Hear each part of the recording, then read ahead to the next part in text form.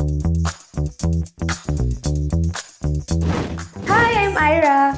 I'm Clarice. I'm Karen. I'm Lee.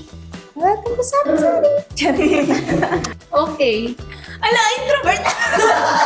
Ayun, so sisimulan natin ang podcast na ito. Extrovert. Okay, wait lang. Okay. So, this month, celebrate tayo ng Women's Month. And ayun, we're going to talk about, anything about being a woman in this 21st century world.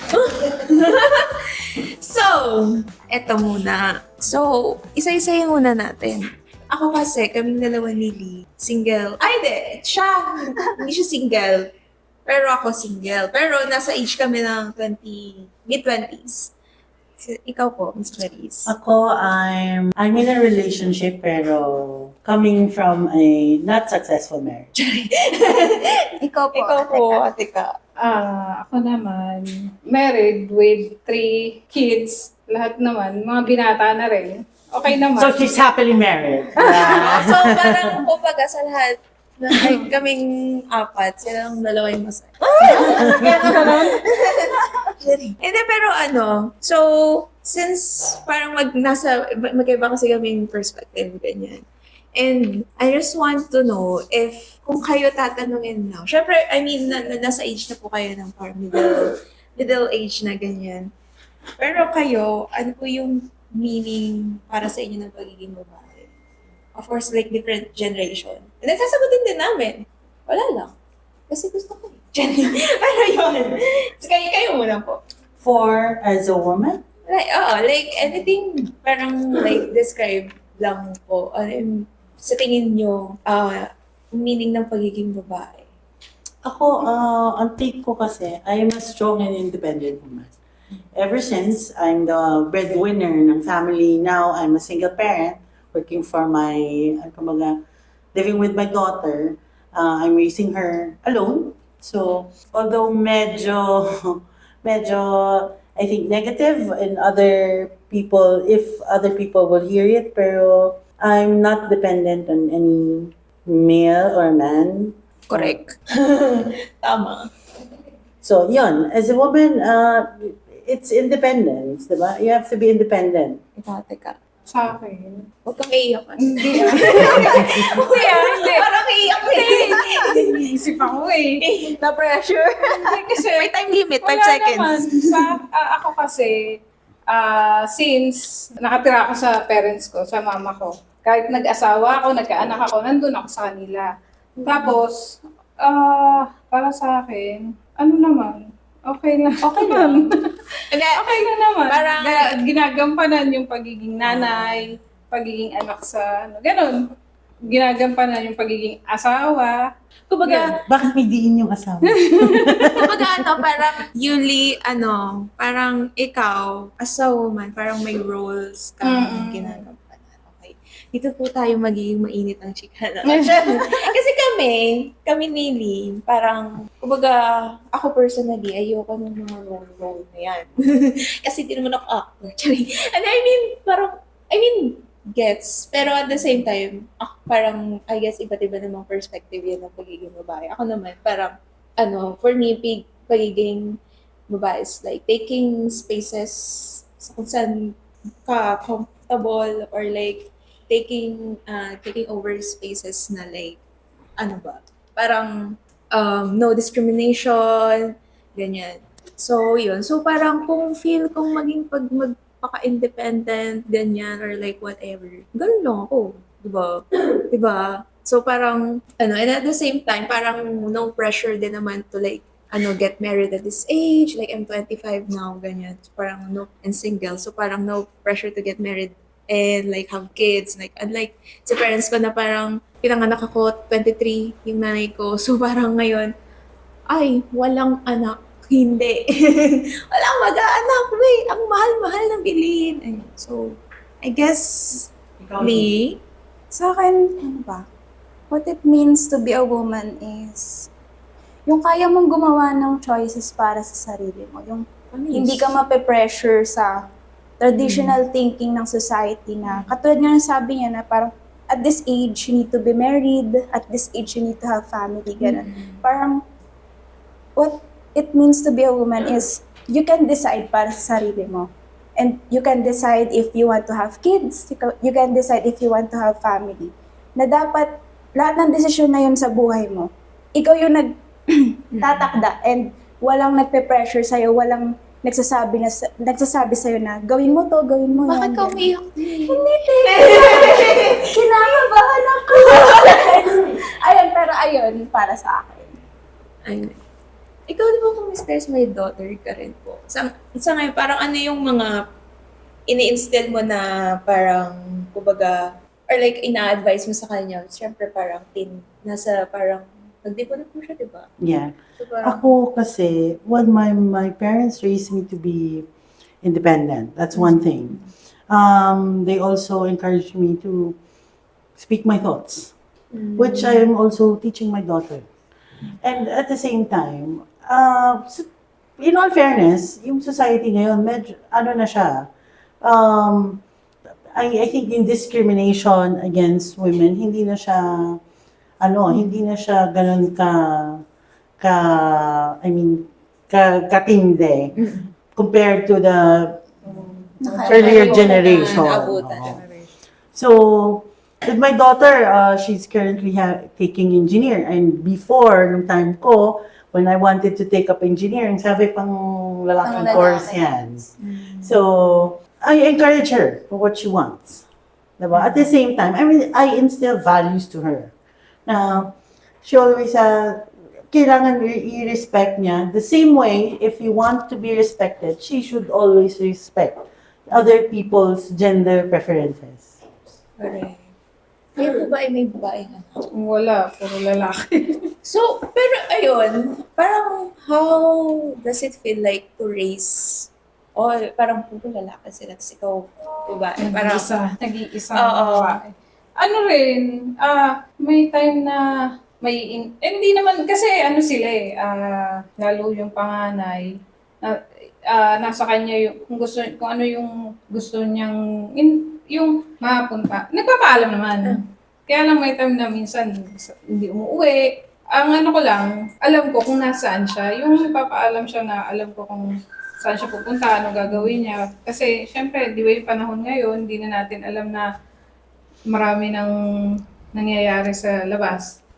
Tapos, yung okay naman, iba-iba kasi ugali nila eh. Yung pangalawa ko, yun yung parang ano sa buhay, yung parang naka-mindset siya na, yung nakalimutan ko. at Hindi, achiever. Ano siya, para siya yung, iniisip niya agad yung future para sa kanya. Tapos yung maliit ko, yung bunso, yun lang naman ang may pagka-sweet kasi may madaldal yun eh. Okay naman sila. Pero like, do you like teach them ba yung mga values na kayo, you should respect women, ganyan-ganyan, lalo na Oo kayo, naman. mga lalaki kayo, ganyan. Sila kasi lalo yung panganay ko, lagi ko talaga pinagsasabihan. Kasi nga, sabi ko, ang hirap ng buhay ngayon. Sabi ko sa kanila, pag nag-asawa kayo, nakikita nyo naman, salaminin na lang. Yung nakikita sa ilabas, kahit sa amin. Sabi ko, kung mag-aasawa kayo agad. Kaya sabi ko, hanggat kayang magtapos, mag-aral. Okay, next. Wait lang. Cut. Okay. Ayun, so, question naman para sa aming dalawa. O, di ba? Ako yung nagtanong sa sarili. And then kasi parang nasa, tayo, parang kaming dalawa ni nasa age na parang ito na yung nag-aanak na, ganyan. Tapos, parang at some point, ay parang nandito na rin kami sa age na gusto namin career din. And solely, paano, ikaw ba, do you see yourself in the future na mag-aanak? Ngayon kasi, hindi eh. Ano ba? Just- Hindi, Bakit kasi, hindi? I guess yung thinking na yun is parang nahubog. Parang na-made siya dahil sa childhood ko. So parang, I was raised kasi na parang inaalagaan ko na yung mga kapatid ko. So parang na-realize ko, shucks, ang hirap. True. I mean, ano talaga siya, parang you need to be dedicated kung gugustuhin mo na magkaroon ng anak. And aminin na natin at hindi, medyo mahirap ang economy, ang living ngayon. at this Naiiyak ka talaga. certain nahihinig talaga yung boses mo, pero di ako naiiyak ha. Ayun, mahirap yung living ngayon. So, parang kailangan mo i-consider on paano mo kasi rin sila papalakihin, kung kakayanin ba ng sweldo mo, ganun. And at this point din kasi, hindi. I mean, parang, paano ba, hindi ko masyadong maalagaan yung sarili ko at this age. So, paano pa if may anak ako? Correct. I mean, actually, same. Parang, pero ako naman, the reason why I don't really see myself na parang magkakaanak anytime soon, even 5 years or 10 years from now, parang hindi ko talaga siya ma-envision. It's because, parang, there are so many parts of myself that hindi pa healed. Oo, ayun. Hindi, pero yun, parang, there are so many parts of myself na hindi pa healed nung bata ako. So parang, baka kasi mapasa ko lang. Ayoko noon. Diyos ko, parang ayoko nang magpasa ng kung anumang trauma sa magiging anak ko. Diba? Parang ganun. Pero, again, it's nice to imagine good family, ganyan, may anak and everything like that. Pero yun nga yun, it's only nice to imagine. Pero yun to actually do it, it's really a big responsibility. So, hindi ko siya ma-envision na. Pero ayoko rin magsalita ng tapos because I really don't know. Baka mabigla na lang ma-surprise Uy! It's always, everybody would always love to have a healthy, a good family. Pero nobody is, I can say na you can never be ready. You can never tell na I'm already ready to have a family. Kasi different scenarios, different situations will always come up. Iba-ibang tayo ng situation. Now, on choosing between having a child or career, I don't think it's fair that you have to choose one. Kasi kaya naman siyang pagsabayin eh. Diba? I'm proud to say na napagsabay ko siya. I've been a busy mom and working and solo parent, but I also was able to switch career. Before, I was working on a desk job. Now, I'm engaged into construction, which I wanted talaga. So, it's never you never have to choose. And it's never, raising a child, being a mom will stop you from doing what you want. Okay, ito, medyo controversial question. Pero do you sometimes wish po ba, kayo pong dalawa, na parang, shit, sana wala na lang akong anak. Ganon, parang ganon. Parang, I mean, di naman sinasabi na parang dinidisown natin yung anak mo. Pero parang may thoughts mo na parang, oh my God. Or parang, do you miss the independence? Ganon. Parang may nagbago sa thinking yun na, ay, parang dati, I can do this. Pero ngayong may anak na ako, ay, hindi na. Parang ganon.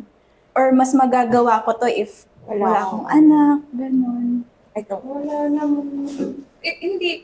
Kasi nung magkaanak ako, Yung first Oh, child mo, no. bata ka pa, diba? 21. Oh my God. Ako yung naglalaro ng Valorant ng 21. Wala na. Kasi inano ko rin na, hindi mo naman talaga, unexpected naman talaga pag nagbubuntis ka. Hindi mo naman talaga pwedeng sabihin na, ayaw mo, nung time na yon, sabi ko nga, ayoko pa naman, hindi pa ako ready.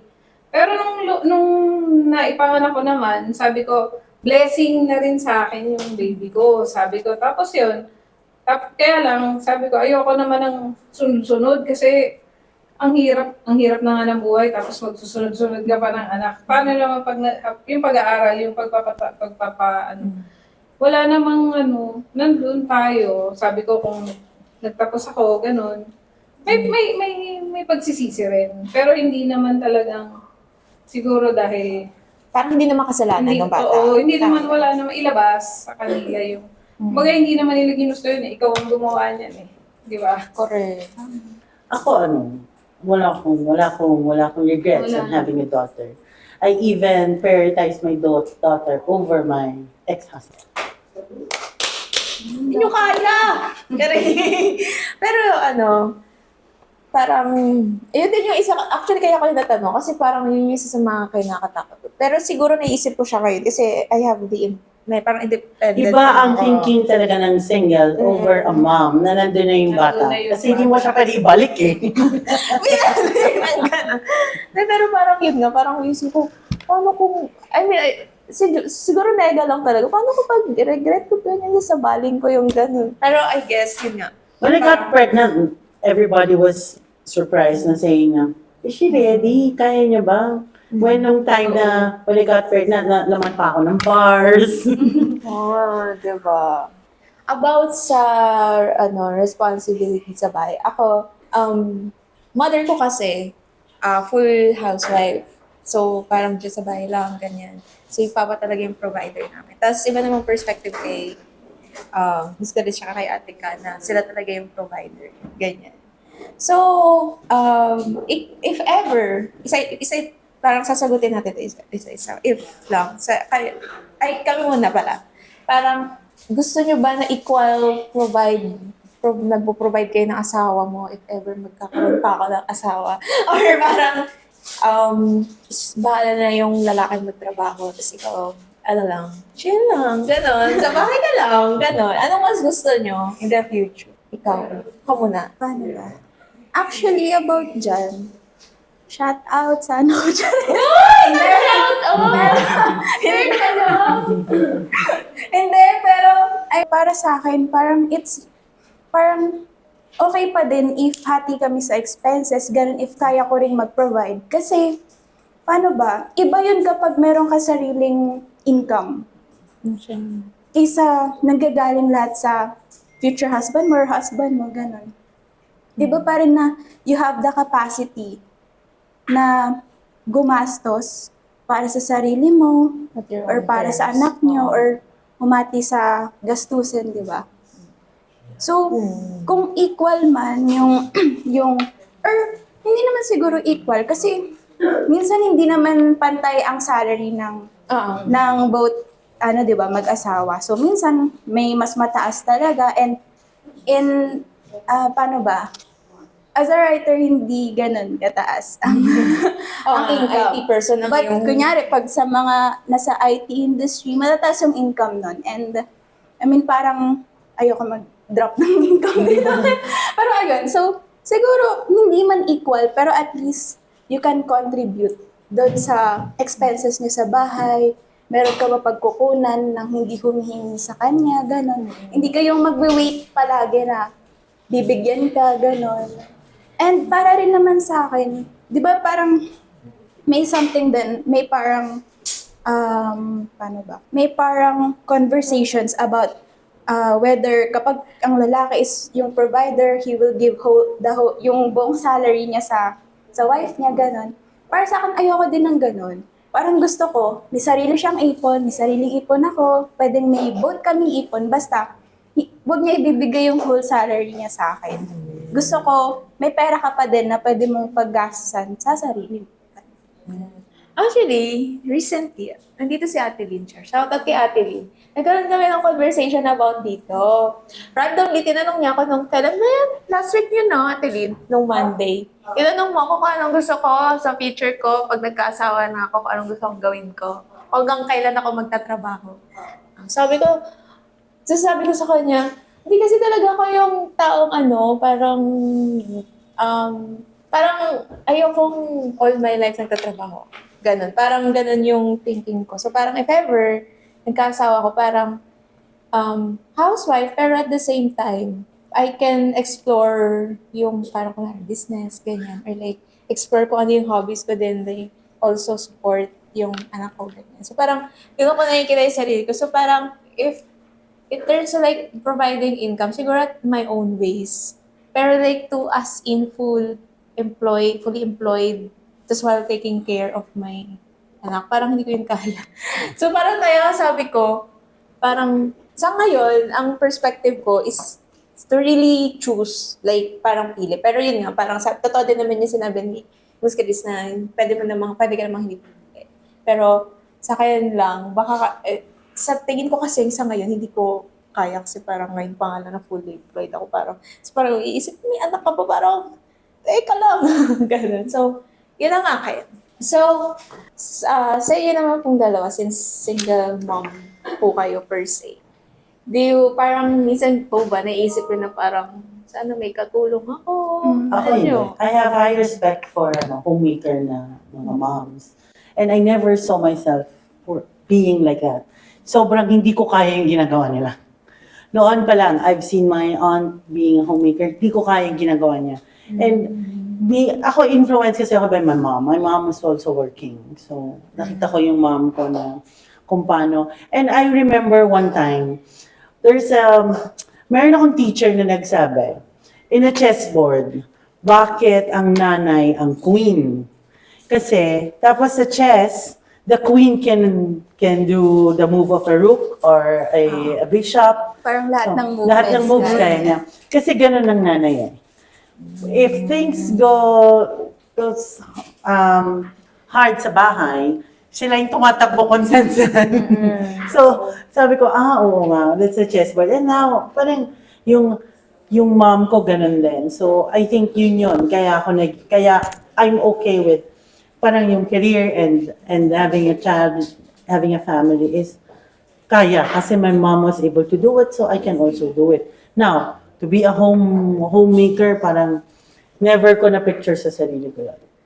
Pero I always am amazed for mga moms na kumbaga homemakers kasi it's one thing na medyo hindi ko kayang gawin.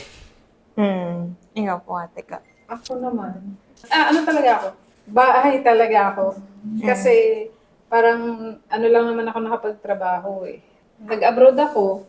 Tapos parang nasa 30 na ako nung nakapag-abroad ako. Pero simula nung mag-asawa ako, magkaanak ako, nasa bahay ako. Magalagawa ako lahat. Mag-aalaga ng bata. Tapos okay naman. Ano mas better? Nung masabay ka lang or ito ngayong may work?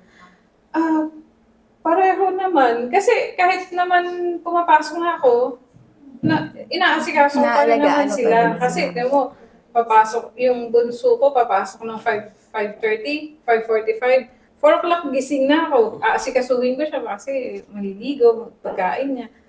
Tapos after nun, tsaka ako mag-aasikaso, papasok naman. Eh, yung dalawa naman na binata na eh. Kaya hindi ko na inaano ko lang kung anong oras ang pasok, gigisingin, yun. Tapos, gano'n, naasikaso pa rin, magluluto ng pagkain nila. Sa gabi, pag uwi ko, magluluto pa ako. Nakakapagod, pero hindi naman, parang pareho lang naman, okay lang naman sa akin. Mas, Pero kasi yung husband mo, tinutulungan kayo maglaba. ayun, naglalaba yun. Pag Sabado, maglalaba, magluluto. Ito, may isa pa akong question. Sa tingin nyo ba, required matuto ang mga babae ng gawaing bahay? Yes or no? Yes. Ikaw Muna. Yes or no? Hindi, yes or no muna. Oo. Ikaw. Oh, yes. Ako din. Pero kasi, share ko lang, hindi. Actually, shoutout sa friend ko. Nagkaroon kami ng conversation about this. Parang, siya kasi, ayaw niya na parang, hindi naman sa ayaw niyang matuto ng gawaing bahay. Pero parang sabi niya, bakit required? Ganon. So parang pwede ba akong maging, parang, mabuhay lang ng kahit, alam mo yun, parang, kahit yung lalaki na lang yung gumawa ng gawaing bahay. Ganyan. Pero feeling ko kasi, ang sagot ko kung bakit oo, kasi parang hindi naman siya gender thing. Parang paano ka mabubuhay kung wala kang alam sa gawaing bahay, di ba? Kasi living alone, you should also know how to... It's part of living. Oo, di ba? So parang, inano ko talaga, okay, shout out sa friend ko, hindi na kita papangalanan. Pero parang, sabi ko, paano ka mabubuhay kung kahit ni simpleng hotdog man lang, hindi ka marunong magluto, ganon. Paano ka maglalaba, kanyan kung mag-isa ka na lang. So, parang, gets, kasi parang pag sinabi mong required ka na matuto ng gawain bahay, parang naisip natin, parang housewife na lang ako, ganyan. Parang hindi naman siguro sa ganun yun, di ba? Parang, ano lang, kumbaga survival skill. Exactly. Ganon. Ayun. So, meron pa bang question? Ano, may gusto ba kayo itanong? So, yan. Okay, to wrap, ano na lang yung mga last words mo? And like, ano yung masasabi Grabe niyo sa yung mga... last words. I mean, take away. Ayun pala, take away. Yes. Ano lang take away niyo? And ano yung parang masasabi niyo sa mga kababaihan ngayon now that we are celebrating Women's Month? Yes. Sa akin, kayo ba? Lagi ako eh. Ako laging sling. Sling.